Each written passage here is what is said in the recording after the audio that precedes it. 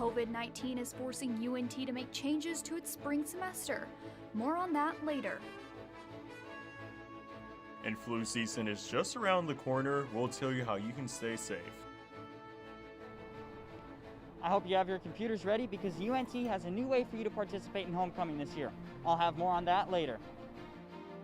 Broadcasting live from the University of North Texas, this is ntTV Nightly News.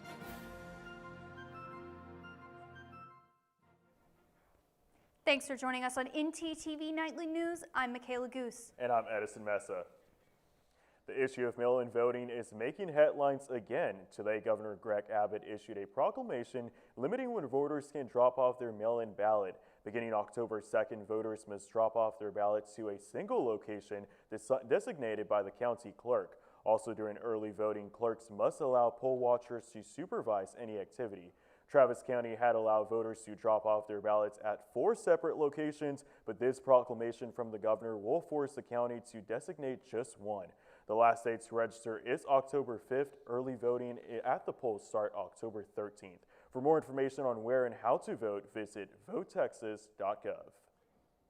Well, it has been quite nice outside, if I do say so myself, especially after sunset. That is Michaela, and I am loving the cooler temperatures that we've all been waiting for. Isn't that right, Jordan? Absolutely, Edison. We got such a beautiful day today. I mean, just look at that view of Apogee. But before we get into the rest of the temperatures for the week, let's go ahead and take a look at our current conditions right now for Denton. As you can see, we've got 75 degrees outside with a 13-mile-per-hour wind speed and sunny skies. Moving into tonight's forecast, our temperatures are going to drop a little bit down all the way to 51 with 12-mile-per-hour wind speeds and no rain in our forecast for this evening. Moving into tomorrow, we're going to hop back up into the 70s with 77 degrees outside and 8-mile-per-hour wind speeds with, again, sunny skies. Now, like Edison said, we are going to continue with this nice weather through the rest of the week, but if you want to hear about that, you'll have to stick with us because that's all I have for our first look at weather. Michaela, back to you. We now know what the UNT spring semester is about to change. Students received an email informing them that the 2021 spring semester might not look like the way they expected. Spring break is no longer going to be a part of the student experience for the coming semester. I talked to Jennifer Cowley today, the UNT Provost of Academic Affairs, about what drove them to make this decision. Yeah, so as we thought about the whole academic year and backing up to this summer when we were trying to make final plans about what was going to happen, we knew that there were 2 points in the academic year that could pose significant challenges from a COVID outbreak management perspective. One of those is Thanksgiving and the other is spring break. Those are both occasions where our students, faculty, and staff often leave. They go visit with family, they go on vacations, other sorts of things. And UNT is not the only school who has made the decision to take away school holidays or simply stop having students come back to campus after they leave for those breaks. And so universities have chosen 2 options, one to eliminate spring break and then move up the end of the year by 1 week. Others have moved back spring break similar to the way we handled Thanksgiving. So that it's almost at the end of the semester. And we felt like between those 2 options that eliminating spring break and ending a week earlier was the better of those 2 choices so that students would have continuity of the type of and mode of instruction that they would receive throughout the spring semester. Now, even though UNT's reason for canceling the break is the safety of the campus and community, some students are understandably upset. I'm a little upset that we don't have spring break just because I went to see my boyfriend. He lives out of state, so we kind of planned a whole week to spend together. And so now I have to not see him for a while, and I already don't see him for a long time. Whether other changes are in store for us will depend on the COVID-19 situation. Now, although UNT students will be missing out on spring break this year, the school has offered a way for students to still enjoy homecoming. ntTV's Nathan Mayer has more with this story. Nathan?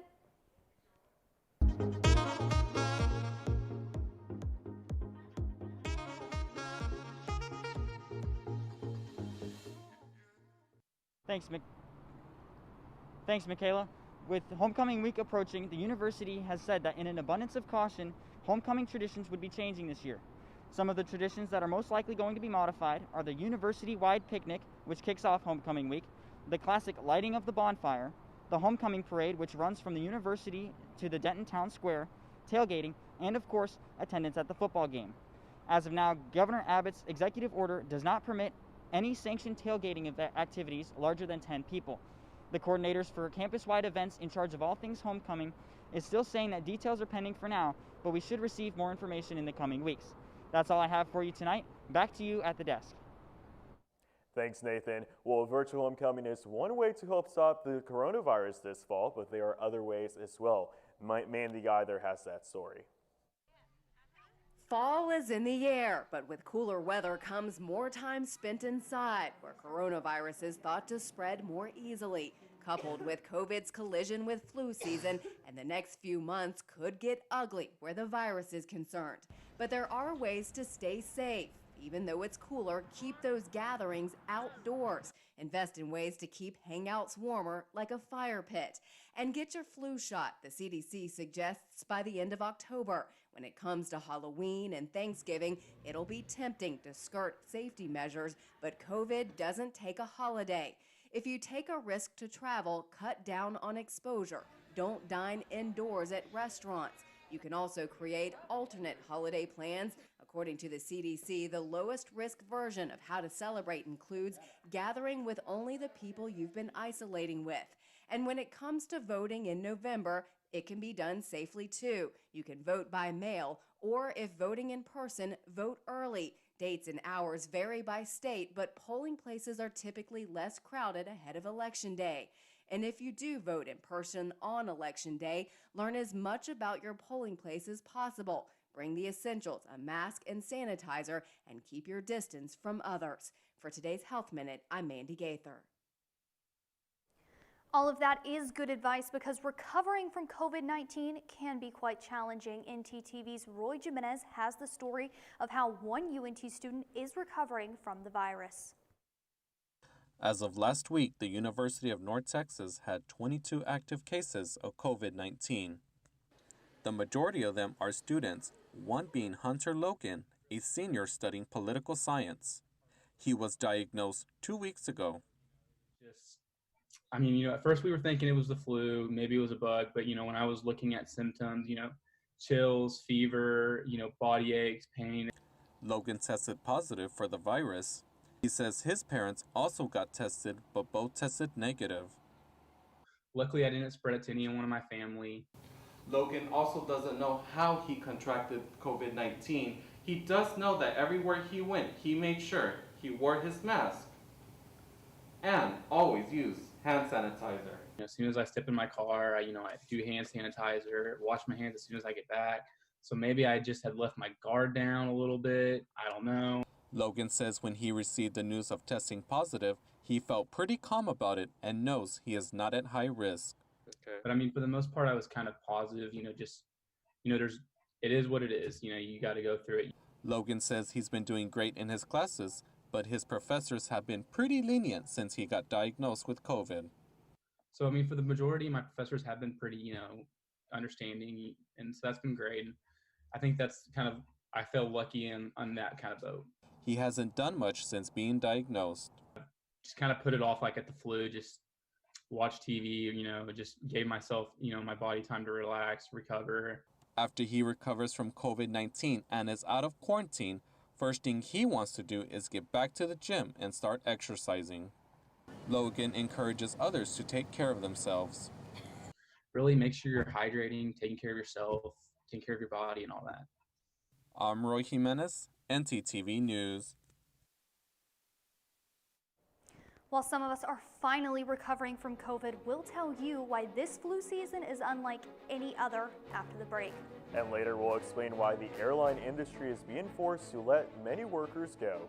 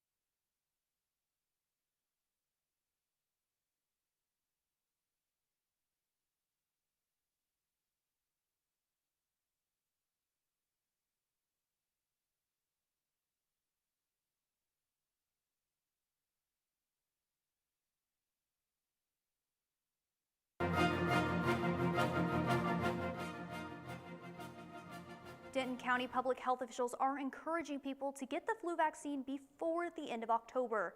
The vaccines can help lower the possibility of illness and lower the demand for medical providers throughout the flu season. The DCPH recommends three-pronged approaches to fighting the flu: get vaccinated, antiviral medications, and to take everyday preventative care. Those most at risk are pregnant women, children younger than 5, adults over 65, people living in long-term care facilities, and people with chronic health conditions. For more information, visit dentoncounty.gov/flu. Through Denton County is not the only one recommending we get our flu shots this year.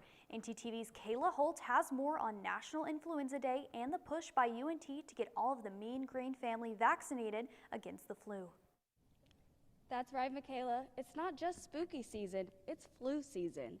The CDC recommends anyone older than 6 months get a flu vaccination. National Flu Day is in full effect as October marks the time where flu activity increases the most. Symptoms of the flu include fever, chills, sweats, and fatigue. Health officials are urging people to get the flu shot after the previous flu season resulted in 49 million flu cases. We definitely really recommend the flu shot. Even if you end up getting the flu anyways, after getting vaccinated, it will help lower the severity of that infection and can help keep you from being hospitalized again. So that's going to be the critical piece that we want to make sure we leave hospital resources for COVID and other more serious things, especially when we can prevent flu with getting vaccinated. The people who are most at risk are adults over the age of 65, pregnant women, and young children. You can get your flu shot here at UNT Student Health and Wellness Center. For ntTV News, I'm Kayla Holt. Back to you in the studio. Thank you, Kayla. Make sure to get your flu shot. Edison, seems like we will continue with the clear skies and good weather. That is right. Still not a fan of the high 80s, but that we'll see what it looks for the next 7 days. Let's go over to our weather anchor, Jordan.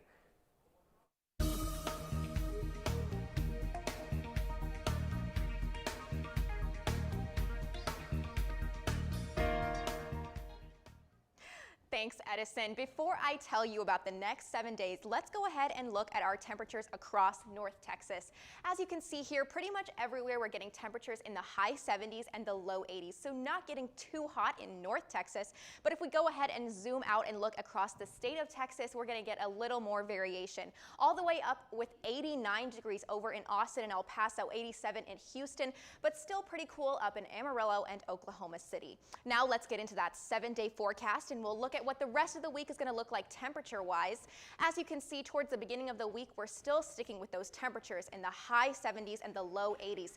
But if we skip forward to Monday, you're going to see we're getting up into the mid-80s with a high of 86, low of 62, and then on Tuesday, even a little bit warmer at a high of 87, low of 62.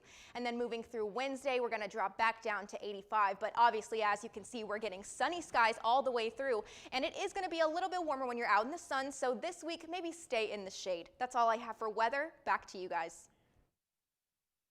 Thanks, Jordan. The effects of COVID-19 are still striking parts of the travel industry, and that includes airlines. And officials there say furloughs and layoffs are likely unless they get more support from the government. John Lurick has more.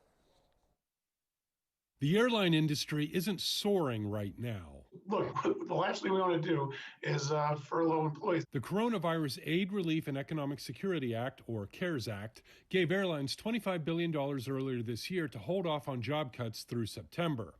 But without another stimulus package from Congress, tens of thousands of airline employees will lose their jobs. My message to Congress is that we are real people. We are aviation's first responders and frontline workers, and our livelihood and our health care is literally in their hands. Airline executives say they'll keep paying their workers if Congress will approve an extra $25 billion in grants to carriers. But really encouraged by the fact that it sounds like they're making real progress. That is absolutely the right path for airlines, and I think actually for our country. Although Treasury Secretary Steven Mnuchin and House Speaker Nancy Pelosi are reportedly advancing on a stimulus deal, some of the damage is already done. American Airlines is planning to start furloughing 19,000 workers. United Airlines officials say they're considering about 12,000 cuts. Thousands of other airline workers could face the same fate if a deal isn't reached soon. We expect Congress to do their jobs to help us. You know, the aviation industry is huge in America, and it affects every single congressman and congresswoman. I'm John Lawrence reporting. But one airline is hoping to turn their luck around with some new holiday deals they're offering. JetBlue launched the Be an Early Holiday Initiative earlier this week. The initiative offered travel deals through its digital platforms. The discounts include $50 off per person on holiday flights and $300 off per flight and hotel package. You can find this deal when you book a flight through JetBlue Vacations. These deals are for flights booked for November 19 all the way to January 5th. Well, despite the impact of COVID-19 limiting people on campus, UNT is still offering a wide variety of food options in dining halls. And now UNT Dining Service is raising the bar with a new project underway. Christine Guevara has more on what this means for students on campus. Christine?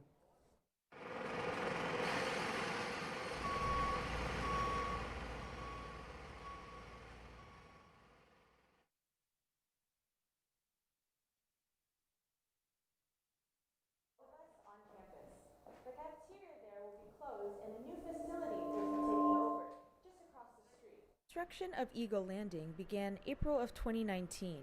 The planning and designing phase began about 2 years prior when UNT Dining Services decided to modernize Curra Cafeteria.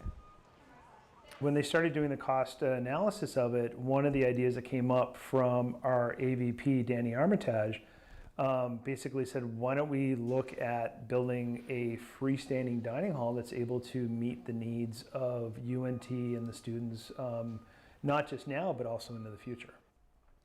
The 2-story dining hall will offer 7 unique areas for everyone to enjoy. There will be delicious food from a wood-fired grill, American comfort food with breakfast all day from Avenue A, Latin fusion and fresh tortillas from La Mesa, a huge salad bar with plant-based entrees from Leaf, an Asian stir-fry station with true woks from Bamboo Basil, baked goods and desserts from Clark Bakery, and lastly, Italian food from pizzas to pastas from Cibo Fresco. So right now for updates at Eagle Landing is we're kind of on the tail end of the construction phase with it. A lot of the finish work's going in. They do still have a lot of work that needs to get done. And we're still getting affected too by other factors out there, including what's going on with the world economy with COVID, being able to get supplies in for that point. I'm just really excited because I heard that there's going to be like 7 types of different cuisine from like all around the world. And it's just going to be pretty neat because then like people here get to try like the different types of food they have all over the place. And like UNT is pretty diverse anyway, so the people that are used to eating those type of foods get like a feel of home. Because I know I personally miss my home food, so if that was here right now, I would definitely be taking advantage of it. An opening date has not been confirmed just yet, but dining services are planning for completion in the spring of 2021. Back to you at the desk. Thanks, Christine. That sounds like a great new option, and after the break, we'll look at how one man abused the emergency phone lines, and we'll show you the kind of crazy measure football stadiums are using to combat the COVID virus. Stay with us.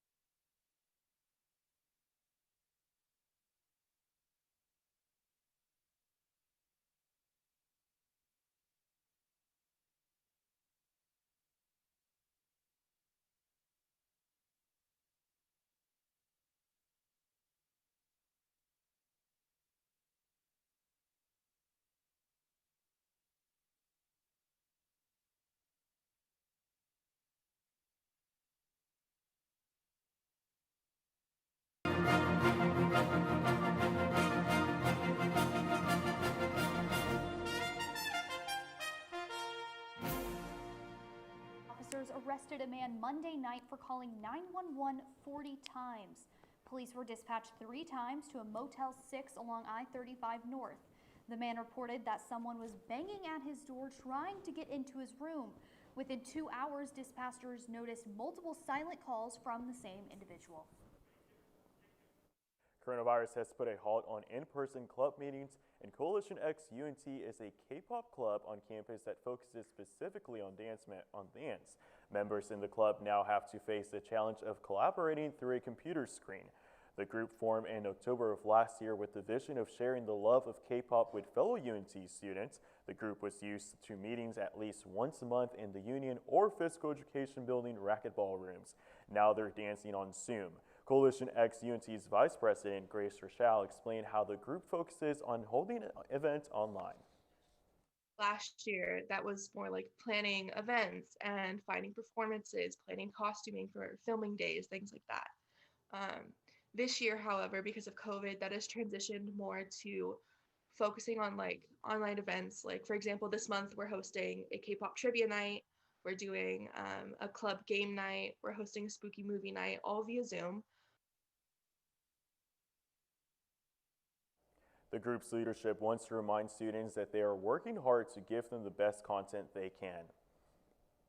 With COVID-19 still being a threat to the Carolina Panthers and Atlanta Falcons, they are combating a virus by adding some new players to their rosters. Light strike germ sapping robots and light strike disinfecting pods are being added to both stadiums in order to protect the teams from the virus. They are manufactured by a company called Cenex, who says they can help slow the spread of COVID-19. They use the ultraviolet light to destroy the virus on surfaces. Some NFL teams are allowing limited in-person attendance this season. The Carolina Panthers are expected to face the Cardinals this Sunday, and the Atlanta Falcons are facing the Packers on Monday Night Football. Now, I don't know about you guys, but I don't know if you saw the Falcons play the Cowboys this past weekend. But hey, Sarah, tell us more about who they're going to be playing this week.